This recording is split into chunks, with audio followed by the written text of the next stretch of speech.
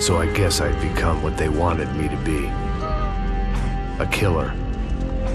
Some rent-a-clown with a gun who puts holes in other bad guys. Well, that's what they had paid for, so in the end, that's what they got. Say what you want about Americans, but we understand capitalism. You buy yourself a product and you get what you pay for.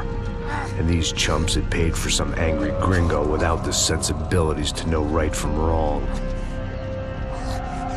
Here I was, about to execute this poor bastard like some dime store angel of death. And I realized they were correct. I wouldn't know right from wrong if one of them was helping the poor and the other was banging my sister.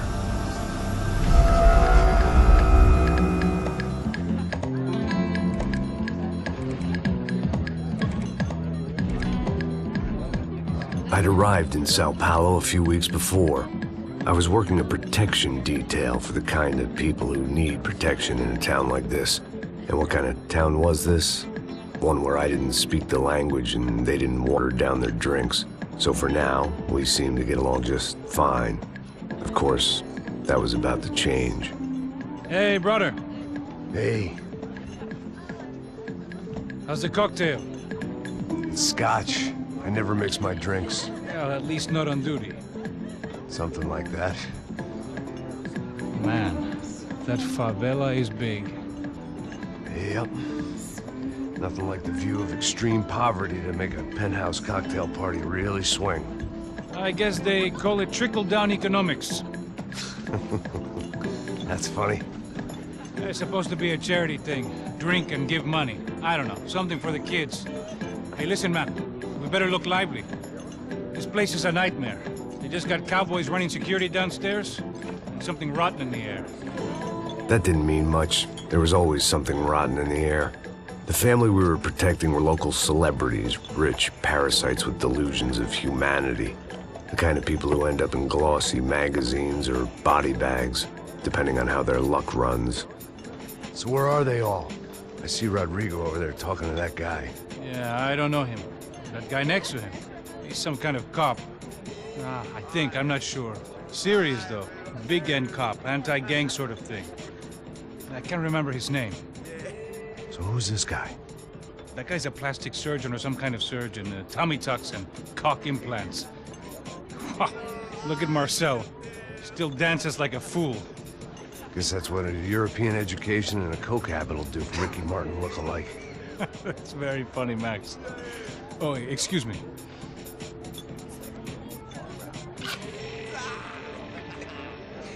I was mostly working for Rodrigo Branco, a local businessman. Built things, did some charity, had things named after him, won awards, owned things, people. One of the trophies he had won was his wife, Fabiana. She was hot and wanted to be dangerous. Some good genes trying to fight their way out of a cesspit. She'd married well and was now at leisure to regret her good fortune. They got along as well as any rich workaholic and his younger airhead wife tend to get along. They mostly ignored each other. She spent a lot of time with his cokehead younger brother, Marcello.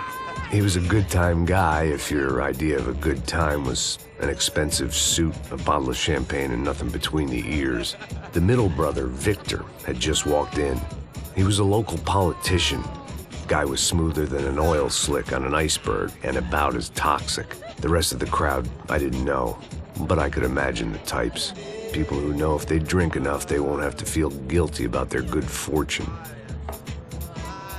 Suddenly, things turned real ugly.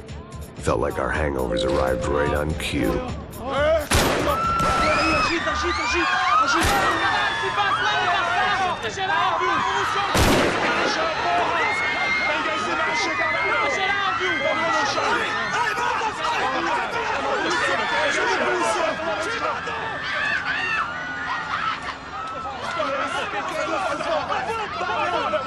Passos! What the hell was that? I don't know what the fuck that was. Let's go. Things had gone from fine to fucked up in about a second, and now there were two idiots at the wheel. Clear. Got this floor? Sure. All right, look after yourself, bro. Stay safe. It wasn't my own safety I was concerned about, trophy wife or not. I'd said I would protect the girl. I hoped I hadn't lost my edge, along with everything else. It was time to choose, a nasty fall or a bullet to the head.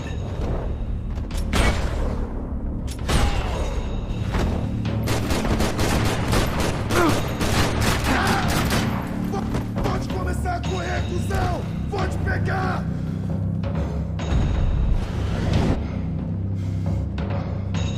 Caralho! Vou mudar de posição!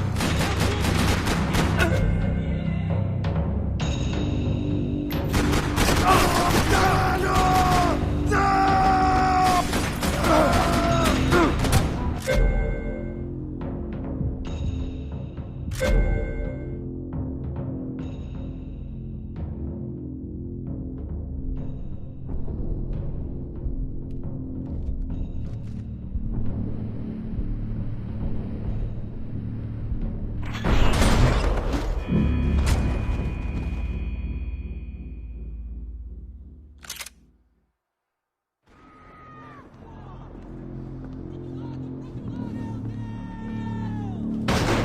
I hoped I hadn't lost my edge, along with everything else. It was time to choose, a nasty fall or a bullet to the head.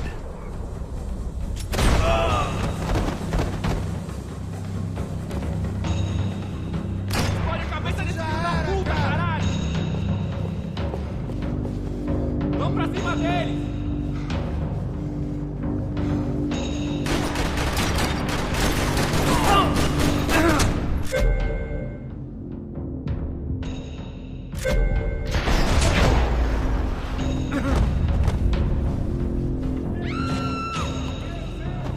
That was the boss lady, only this time she wasn't calling for more liquor in her cocktail.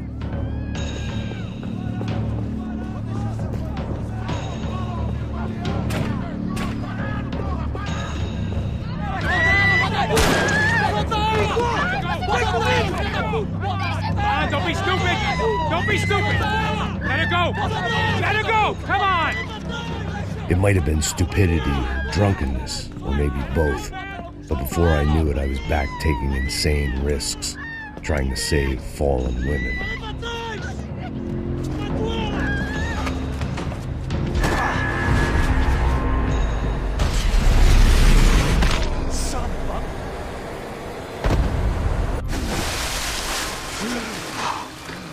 Tranquila! Tranquila! Nós cuidamos disso! Nice work. Hey, you need a hand? No, do you? Where the hell's Rodrigo? I don't know, man. Thanks. Somebody's gotta go find him. Está tudo sob controle agora. Fica tranquila.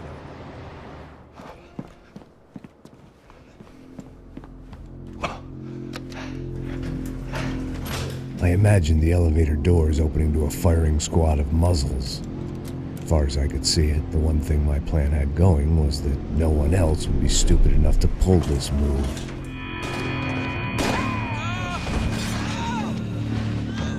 Where you got him?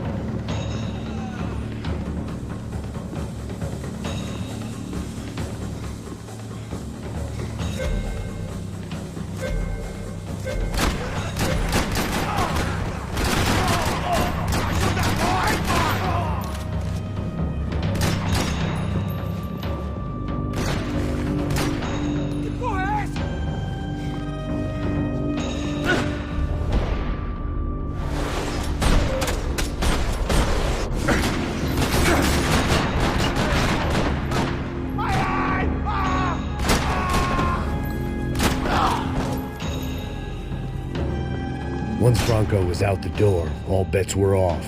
I had to keep moving.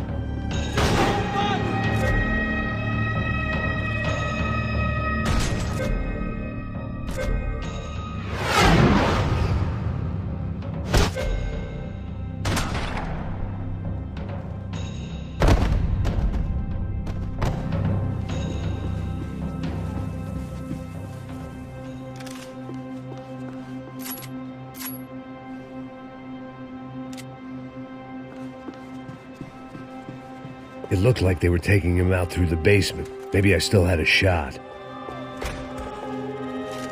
Rodrigo was too rich a prize for them to throw away. Sure, I'd have to work hard to get him back, but I knew the bad guys would want the boss alive almost as much as I did.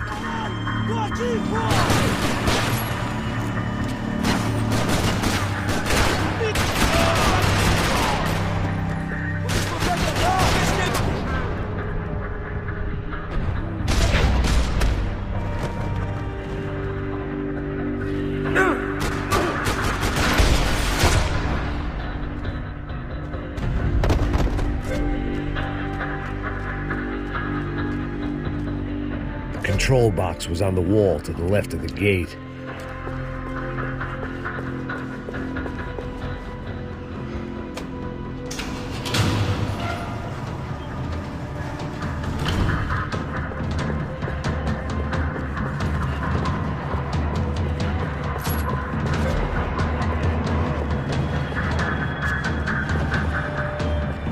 The great thing about being famous as well as rich is the bad guys know who to kidnap.